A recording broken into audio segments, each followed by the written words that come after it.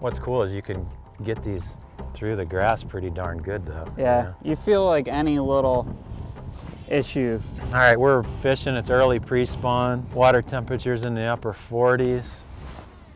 Basically, we're just fishing a ditch that leads back to a spawning cove. We're all the way up in Pennsylvania, but this is the kind of thing we do all across the country.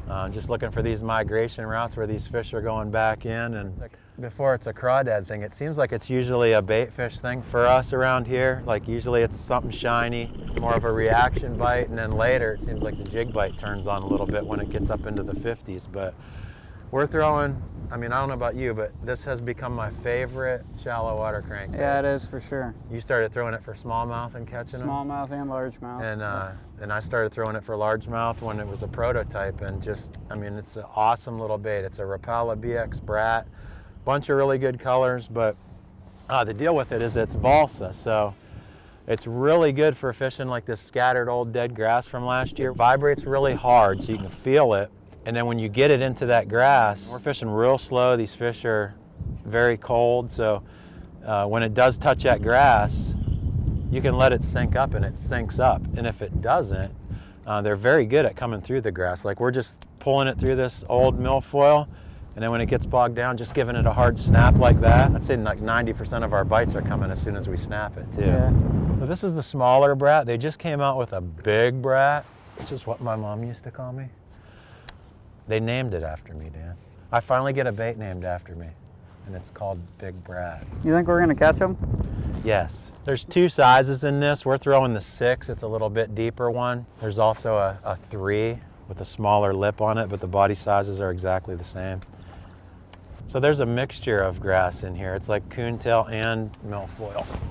I use kind of heavier line for this because it really doesn't matter, but I'm using 14 and it just doesn't hurt. And then also a little bit heavier rod. It's not a cranking rod, just a little bit more backbone, only because we're snapping it so hard trying to get those weeds off of there. Mind your way, Dan. Yeah. As far as the reel, you know, using 13 fishing rods and reels. This is an NV71 medium. What do you got? Omen? Omen 7.1 medium. So we're both using the same basic rod. You don't want something too long. You don't want something too limber. There's one. There's one. He hit right by the boat.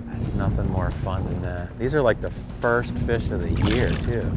Should we grab them or just swing them in here? Get in here, boy. It's so awesome. That's a beauty, buddy. Fat pre-spawner. That was a surprise bite. It was real close. There's one. He's got one too.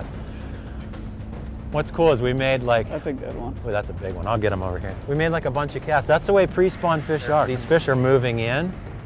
So we made a bunch of casts to this little hole in the grass. And we caught a bass out of the hole in the grass. We caught 2 bass out of the hole in the grass. I don't want to get hooked.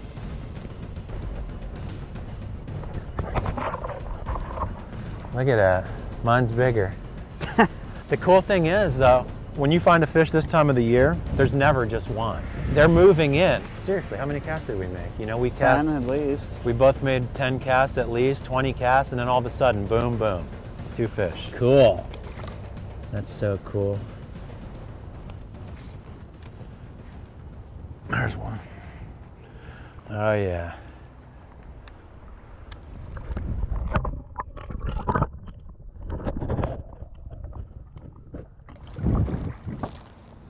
Yeah.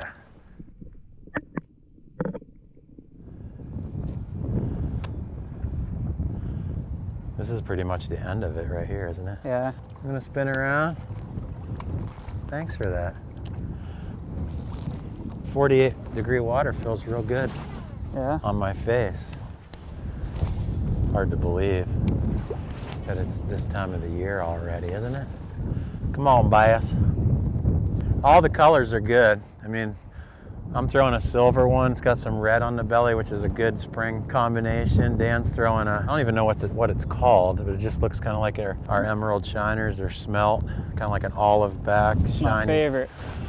That's your favorite? And I don't know what it's called I think either. I'm over you. But, you know, it just depends on the water clarity. It's really clear where we're fishing right now. You can can see the bottom, we can see the dark patches where the grass is. And you don't want to be afraid of the grass. Like we're throwing in the grass and pulling these things right through it. I just missed one. But other square bills, I mean. There's one. Got one. That's a good, he was right in that clump of grass. Yeah.